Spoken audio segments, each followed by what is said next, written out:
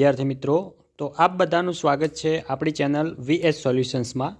તો વિદ્યાર્થી મિત્રો, આજના વિડીયોની અંદર ધોરણ 6 વિષય સંસ્કૃત વિષયની અંદર સેમેસ્ટર 2માં એટલે કે દિવાળી પછીનો જે આપણો અભ્યાસક્રમ છે દ્વિતીય સત્ર, એની અંદર સંસ્કૃત વિષયની અંદર ફર્સ્ટ ચેપ્ટર જે આપણું છે કે મમ અડ્ડાની એટલે કે મારા શરીરના અંગો, એ ચેપ્ટરનું આજે આપણે સ્વાધ્યાય પોથીનું સંપૂર્ણ સોલ્યુશન આ વિડીયોની અંદર જોવાના છીએ। તો વિડીયોને તમારે છેલ્લે સુધી સ્કીપ કર્યા વગર પૂરેપૂરો જોવાનો છે। તો ચલો વિદ્યાર્થી મિત્રો, વધુ ટાઈમ વેસ્ટ ન કરતા વિડીયોની શરૂઆત કરીએ, અને વિડીયોની લાઇક ના કરી હોય તો લાઇક પણ કરી દેજો।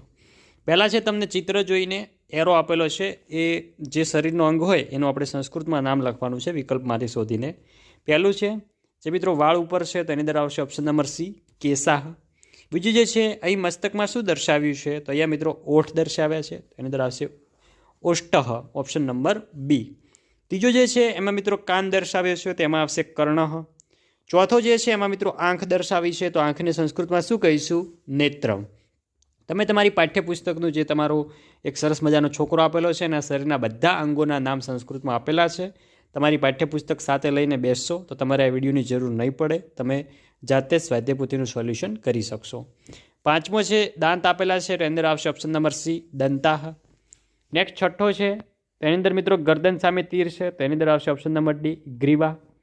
નેક્સ્ટ આગળ વધીએ, આગળ જે છે મિત્રો છાતી છે ધડ, તો એની અંદર મિત્રો શું આવશે? એની અંદર આવશે ઓપ્શન નંબર બી વક્ષઃ। આઠમો છે પેટ ઉપર છે તીર, તો એની અંદર મિત્રો શું આવશે? ઓપ્શન નંબર ડી ઉદરમ। ઉદરમ એટલે થશે પેટ। નવમો જે છે હથેળી ઉપર છે તો હથેળીને સંસ્કૃતમાં શું કહેવાય? ઓપ્શન નંબર ડી કરતલમ। દસમો જે છે મિત્રો પગ છે તો પગને આપણે સંસ્કૃતમાં શું કહીશું? તો એને મિત્રો આપણે કહીશું ઓપ્શન નંબર એ પાદહ। અને વિદ્યાર્થી મિત્રો, આ જે ચિત્રવાળા પ્રશ્નો છે એ 100% તમારી પરીક્ષાની અંદર પૂછાશે। 11મો જોઈએ, અહીં પગના ચિત્રમાં શું દર્શાવ્યું છે? મિત્રો જોઈ શકો છો બે તમને પગની હથેળી આપેલી છે, તેની અંદર આવશે ઓપ્શન નંબર ડી ચરણ। 12મો છે નીચેનામાંથી હાથનું અંગ કયું છે?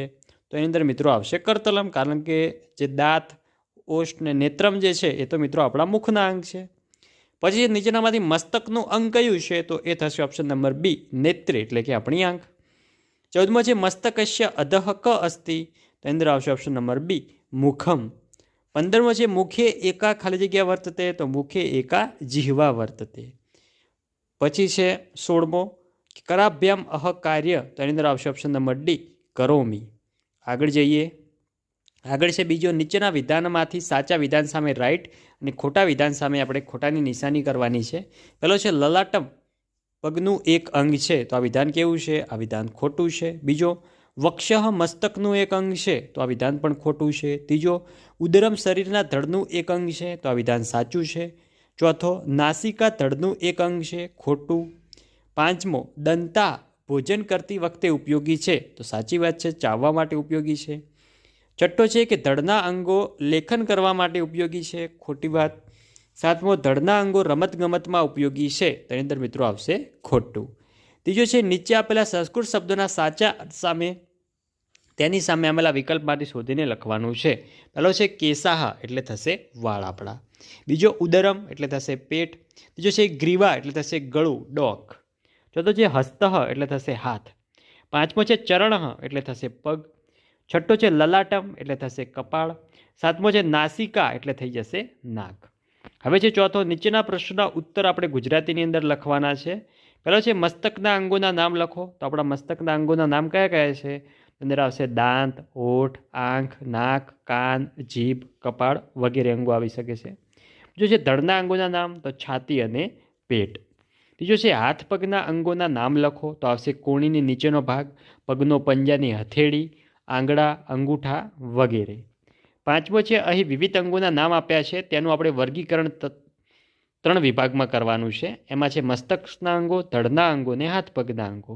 સૌપ્રથમ આપણે આપણા મોઢાના જે મસ્તકના અંગો છે એ જોઈએ, તેની અંદર આવશે દંતાહ, ઓષ્ટઃ, નેત્રમ, મુખમ, નાસિકા અને જીહવા। ધડના અંગો જોઈએ તો એમાં આવશે વક્ષઃ અને ઉદરમ। હાથ પગના અંગો જોઈએ તો એમાં આવશે કર અને ચરણમ। તો વિદ્યાર્થી મિત્રો, આ હતું આપણું ધોરણ 6 વિષય સંસ્કૃત વિષયની અંદર સેમેસ્ટર 2માં ફર્સ્ટ ચેપ્ટર છે મમ અડ્ડાની, એનું સ્વાધ્યાય પોથીનું સંપૂર્ણ સોલ્યુશન। તો વિદ્યાર્થી મિત્રો, તમને વિડીયો સારો લાગ્યો હોય વિડીયોને લાઇક કરીને જજો, ચેનલ ઉપર નવા હોય ચેનલને પણ અચૂકથી સબસ્ક્રાઈબ કરજો। મળીશું બીજા વિડીયો સાથે, ત્યાં સુધી આવજો. ભારત માતા કી જય.